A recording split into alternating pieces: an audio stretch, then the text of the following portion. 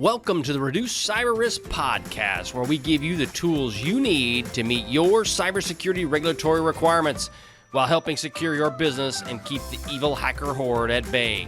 Hi, my name is Sean Gerber, and I'm your host for this action-packed, informative podcast.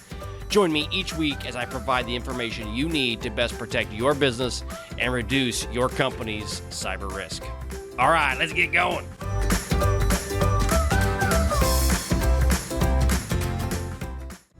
All right, so we're going to start off with some great stuff that's happening on in the cybersecurity news space. And we kind of break these broadcasts out into different aspects. One is cybersecurity news, and then also we roll into cybersecurity training. So the first aspect is cybersecurity news. What are some key things that we're going to go over in this broadcast? And it's going to be the largest email and password breach ever discovered. And I mean, it is a ton of emails and passwords that have been breached. And because of that, we're going to kind of get into some follow-on stuff that's highly recommended that you do, especially as you're looking at ways to protect yourself from cyber hackers and attackers. So we'll get into that. Second one is the PCI SSC releases a brand new security standard for payment software. And this is part of the payment card industry standards, and they've released some new stuff out there that is supposed to be designed to help you in if you're a vendor or if you are a consumer of these the different payment card industry aspects, is that they've got a way to help protect your information. So the cybersecurity news, those are the big things, and then we'll roll into some cybersecurity training around information security governance, part 2. Okay, we did part 1 in the last episode, and now we'll be doing part 2 as a follow-on. All right, let's get started. All right, so this recent breach, it's an email and password breach. And it's the largest emails and password breach that's ever been discovered.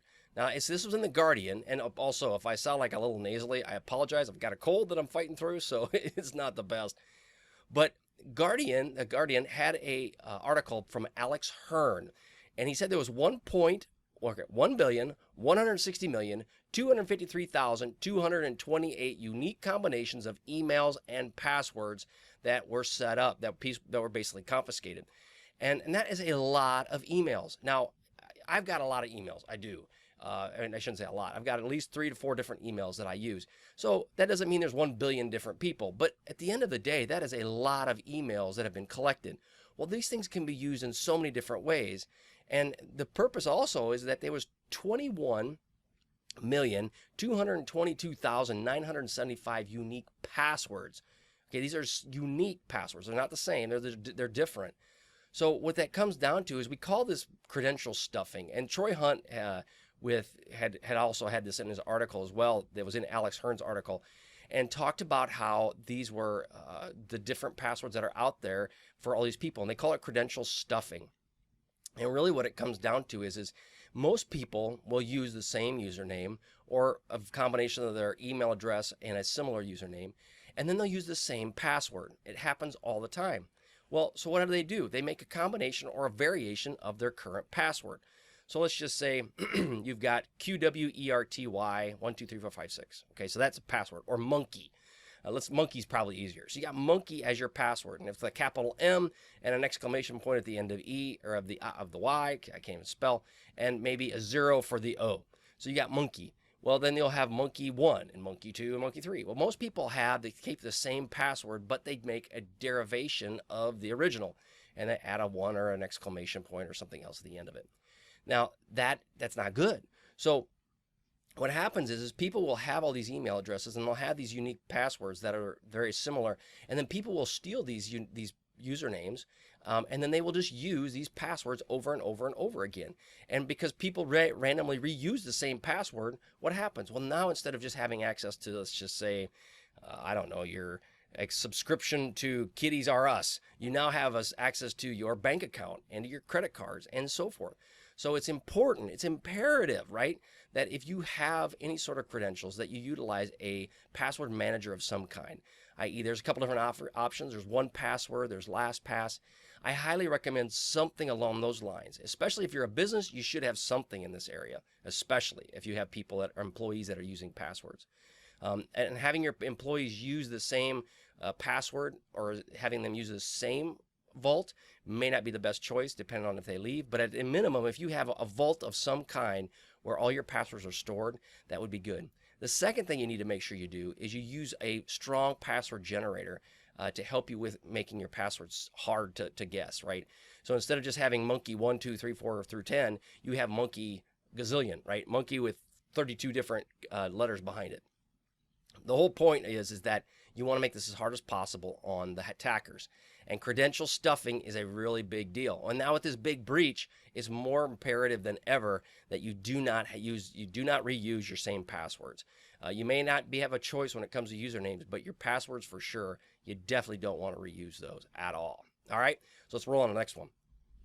So now this area, this is about PCI. The SSC releases a new security standard for payment software. Now, PCI is your payment card industry, and in the past they have data security standards that they would put in place. Well, this is the SSC, so this is around a secure software standard that is out. And I've got some developers that work for me, and we work real hard to develop code based on a secure development lifecycle, right? Or a software development lifecycle that's secure. And the whole purpose of that, though, is as you're developing these applications, you want to make sure that they are most possibly secure as they possibly can be. In the past, applications have not really been a priority to make sure that they're secure. It's been, you just get them out there. Well, now that everything has gone mobile and everything is pretty much being used on a platform where you can use credit cards through Apple Pay, through any sort of scanning of your Starbucks card, you can scan it with a barcode. All of that stuff is all integrated. Well, now it's more important than ever that if you're accepting credit cards or you're building applications based on credit card technology, that you do secure development of this. And I was reading a book recently about artificial intelligence with China and how they've used WeChat now is pretty much taken over all of China, and they have everything integrated into it. Well, if you're a third-party developer utilizing WeChat, you need to make sure that you create a good application that's secure. Well, here's a good example of that. So now what happened is PCI SSC came out with some standards around this, a software security framework. Basically, what we talked about before as it relates to the CISSP, a framework is like guideposts or guidelines on what you should do. Well, the security standard, it basically summarizes the security requirements and assessment procedures that you need to follow, especially as you're developing software. Default configurations. Don't utilize default configurations, and if you do utilize default configurations, make sure there's a certain level of security built into that. Identification of critical assets, protection of sensitive data. All the things we've talked about in CISSP training that I put out there is, again, you need to focus on these key things. Access control and authentication, big deal, right? Because right now it used to be where the perimeter was the protection for the network. Well, now everybody's device is connected to the network, so there's a network everywhere. Threat detection, know when the bad guys are actually after you, and security guidance for vendors. And this is a big one, the security guidance for vendors. As a third-party vendors that get access to your environment, they need to have some level of security built into this as well. So again, it's a really good standard out there. I haven't had a chance to dig into it deeply, but if you're an application developer, you can expect that you'll be held to the standard around this stuff. There's also a second page that kind of went on this with the PCI CSS. It talked about organizations who sell goods. That's one of their security goals is if you're an organization that sells goods and you have an application, they want to make sure that they provide a secure environment for these people that do that. And also vendors creating products. So if you're building credit card applications, do you have it properly secured? And so like, again, a good example of that would be the Starbucks. So Starbucks has an app. They make sure their app is developed correctly so that it integrates with credit card systems. So therefore, it needs to follow a framework to ensure that the product that's being created is secure. They had an additional goal, which was one of the main ones, again, around security. And this is where you're going to see a lot with businesses as well, that they're going to be forced to do this at some point, is vulnerability detection and mitigation, governance, security testing, threat detection. Again, you saw these before, but a lot of the stuff we've talked about as a CISSP, if you're looking at this from a standpoint of a security professional, these are all things you need to be considered. If you're a business, you need to be considering all of these aspects because guess what? You now are responsible for that. You have been in the past, you're even more now. Security software updates, change management, and communications. And these are some of the additional goals that they have around the application security. And they came up with all of this based on feedback from vendors, assessors, and payment security experts. And again, it's kind of come full circle where we're seeing more and more businesses that are being held to a higher standard. And this is just another example of now the payment card industry is focusing on that as well. And they also know that if they push this out, it reduces the risk of them having to pay to offset losses due to errors that are set up, right? And it's just better for the community to come to some form of standard. Whether if the government comes up with it or they come up with their own standard, something needs to be done to help make that consistent across the board. All right. Okay, so now we're going to roll into some training. This is going to be part two of our Information Security Governance Program. It's a CISSP, which is your Certified Information Security Systems Professional, I believe, or Systems Security Professional, one of the two. I keep screwing it up, but your CISSP supplement. All right, so let's get off into that. Now, you're trying to be asking yourself, what are my next steps for building an Information Security Governance Program? Well, you need to understand and communicate the purpose of the governance. Okay, so are you going to be draconian and have very strict see, I had the word, but I lost it because my third grade education just kicked in. You have very strict guidelines and areas that you can only limit people to. There's a better word, but I can't think of it. And then cyber risk can be a business impact. So you need to understand and communicate this governance situation to them. You also need to understand what is your reputational damage, if any, in the case of a cyber attack. I was in a situation just recently where we're talking about the front end of our websites, right? And there were some licensing issues, and the licensing came down and said, well, it's too expensive. Well, that's an IT person making that decision. Is that the business making that decision? Not necessarily. So what ends up happening is, well, IT says, well, it's $10,000 too much or $50,000 too much. Well, if your company is a $100 million company, or that brand is a $100 million brand, is 50 grand too much to keep the site from getting hacked? I don't know. Maybe, maybe not. Maybe it's something that you are concerned about, and maybe you're not really concerned about it. Just kind of depends. Board and senior leaders. Now, these people will provide the strategic direction, right? And they're the ones that you need to get on board with this. They'll have the help with the policy, the strategy, and help define the risk. Okay, so you need to understand that. Oh, and back up on the understanding part is your legal liability. You need to really kind of get a good example of that and work with your lawyers to help you kind of put that into place. The board and senior leaders as well need to be able to provide you the resources you need to be successful. They align the responsibilities as well on who's responsible for what. I like to call them RR&Es, your roles, responsibilities, and expectations. They help set those with you, and they also help set what is the expectations for the organization. They also help set priorities. What is a priority for the organization? Now, that would be your CIO in many cases, would be your IT leadership. But the board may say, yeah, that's great, but we really want you to focus on this because it's more valuable. Again, board and the senior leaders, they just must be involved. And for this to work, for you to have a good program, they've got to be involved. Next steps, part deux. Okay, that means two in French, I think. So, next steps, part two. All right, your senior management action. They must provide some level of oversight for you. And they must lead the security policy creation to help guide where you're going to create your policies and what you're going to do with them and what's in them. They're going to define the RR&Es, again, for what are your security roles, responsibilities supposed to be, and how should you be adequately measured against them. They'll analyze and monitor threats and vulnerabilities. That's where you want senior management to also back you on that. Now, they may not be doing it, probably are not doing it, but they should support you, and that's what you want them to do. And they should also help support the fact that monitoring is enabled and periodic reviews of security are occurring. All of these things are key pieces. And then finally, security awareness training and education program is in place. That are some key steps that you need to look at. So from all of those, if you start looking and focusing down these paths, you'll be very successful, because this is a good way for like a little mini framework on where you need to go to create a security governance program for your company. Now we're getting into expectations. You need to consider strategic thinking for your business. We talked about that at the beginning, is what is a strategic plan? Well, you need to consider your IT security costs and your security policy creation. How do those play into strategic vision for your company and where you're planning on going? As an example, if you say, you know what, we're selling off all of our company, and you want to put in place a policy for or say we're selling off all of our European company or business, but yet you're focused on GDPR. Well, is that really a good use of your resources? Probably not. So you need to understand what is your strategic thinking for your business. You need to communicate your IT strategy policies with the business themselves. Talk to them about what you're trying to accomplish and why you're trying to accomplish it. And then define security incidents and what is the business aspect behind them.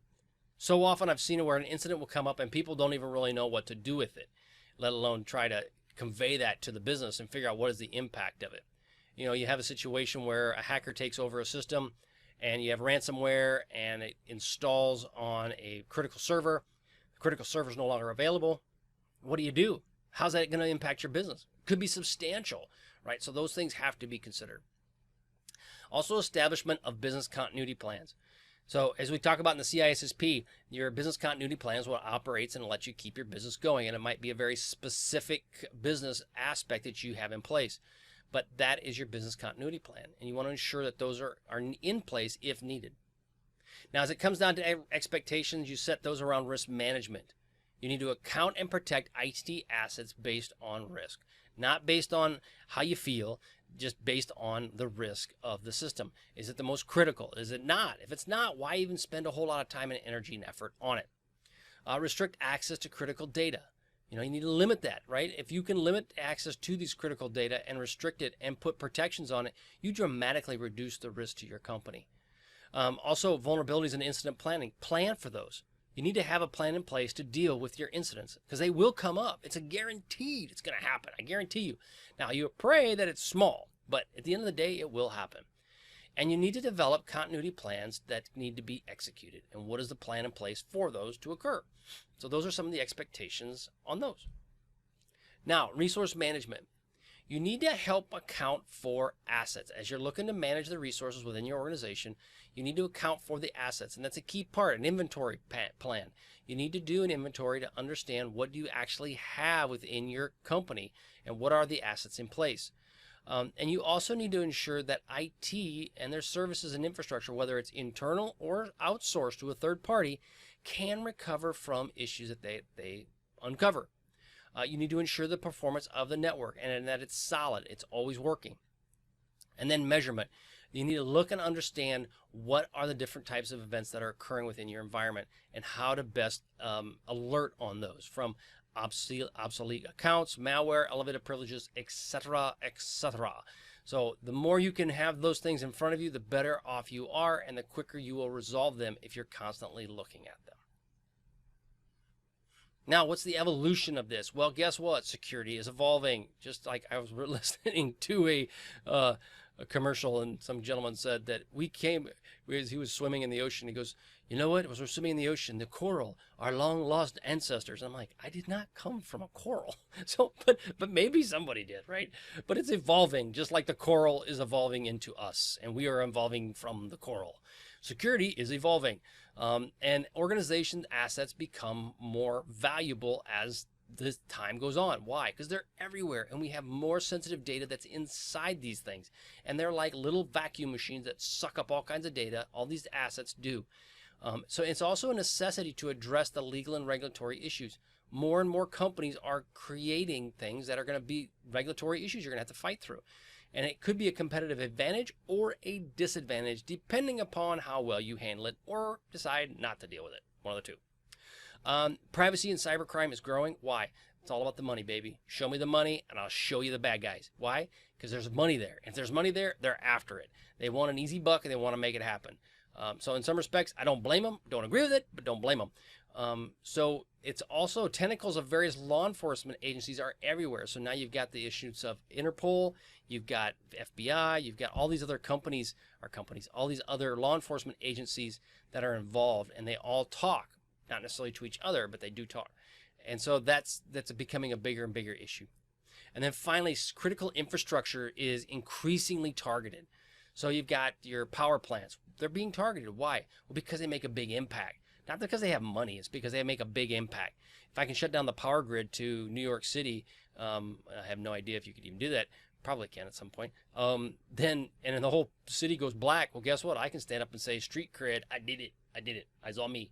And those things are becoming a bigger and bigger issue. The sad part is that people, unfortunately, may get hurt seriously because of these things and potentially even die because of a system that may get hacked in the future. So that's where the evolution is going. It's becoming much riskier, and the data is becoming more valuable. Now, this is I saw some research items out there that are kind of interesting.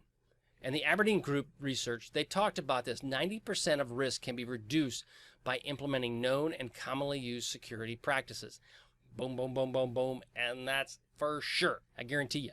If you can reduce, you can, now you're not going to eliminate the bad guys getting into you, but man, you can dramatically reduce some person from getting into your network if you would do the best practices.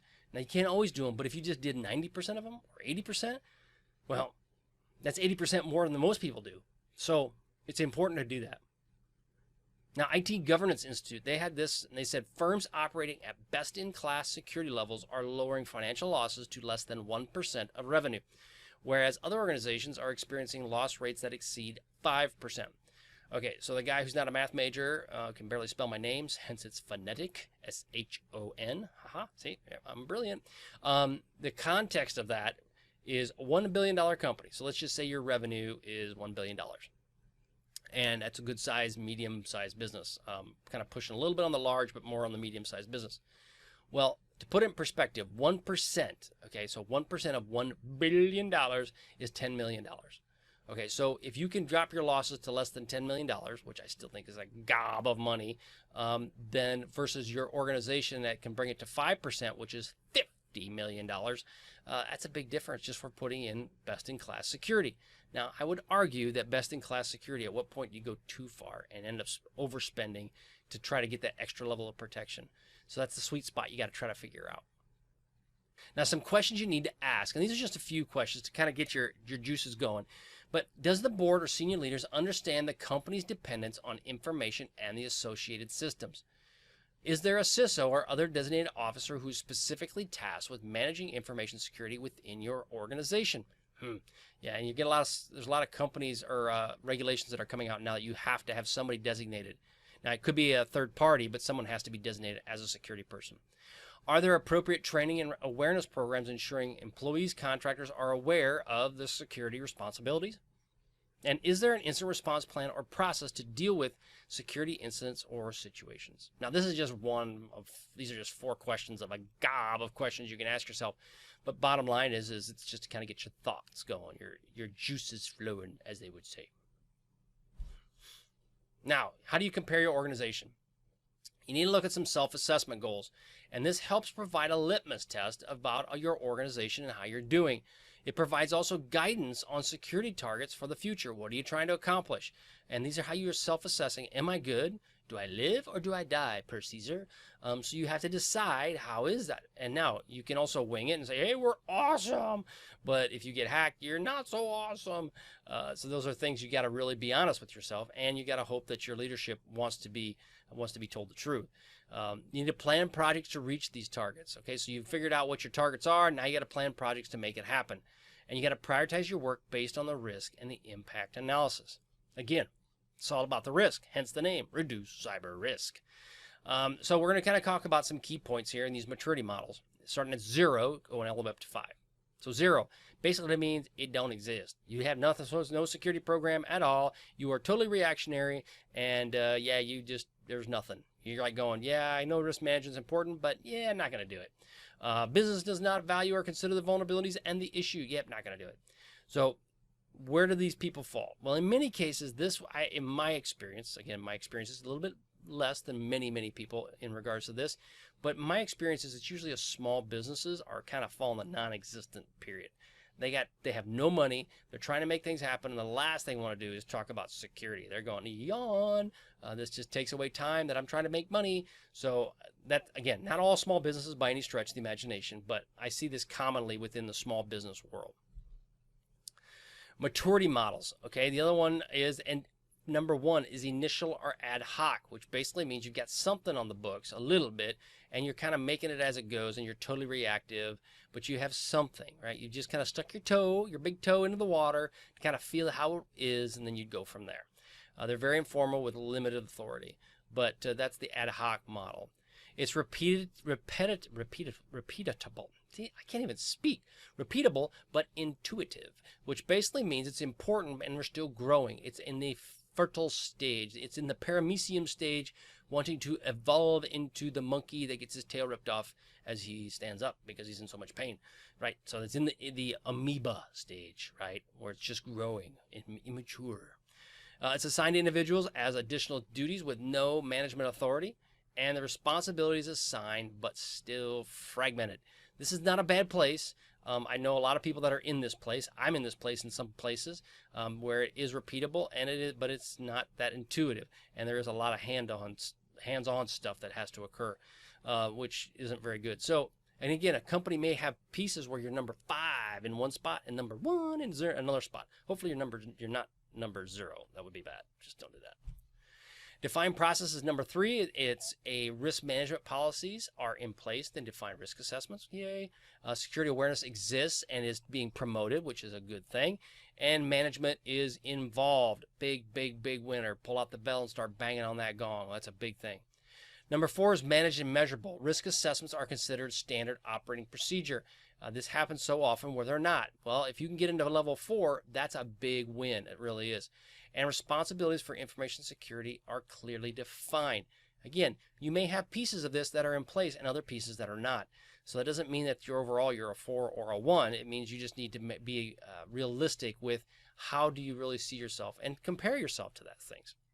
And then finally, responsibilities and standards are enforced. Now it comes to the granddaddy, the grand poobah. Number 5 is optimized. Risk management is developed to a structured, organized process. Okay, you're hearing lights and songs of birds flying around and little butterflies. Information security is a joint responsibility of the business and IT leadership. Key thing there, big boys, and girls, that's huge. And then business continuity and continuous service plans are integrated and aligned. Everybody's in alignment that they will have continuous business operation in the event of issues. Okay, so what we just went over was the information security governance and what do you need to do to put in place and some key things to think about as you are putting that in place. Here's some of the training that we got it from. I've got my information from is ISC Square's Training Guide, April 2018 edition. It's a really good book. Recommended if you're looking for the CISSP. Awesome book. Really is. Lots of information. Gobs of information. And then ISACA is talking about some of the stuff around board of directors and how to talk to the executives as well. They have a really good paper. It's about 70-some pages long, but it's a really good paper, and I'd highly recommend checking it out. All right, I hope you guys enjoyed this. Again, this is about the Information Security Governance Program and creating that tied into my CISSP supplement that goes into my CISSP course that is available for purchase. All right, have a great day, and we'll catch you on the flip side. See ya. Thanks so much for joining me today on my podcast. If you like what you heard, please leave a review, and as I would greatly appreciate any and all feedback. Also, check out my videos that are on YouTube. Just search for Sean Gerber, and you will find the plethora of content to help you secure your business. Lastly, head on over to Reduce Cyber Risk and look at all the free stuff that's available for our email subscribers. It's growing each and every day. Thanks again for listening. See ya!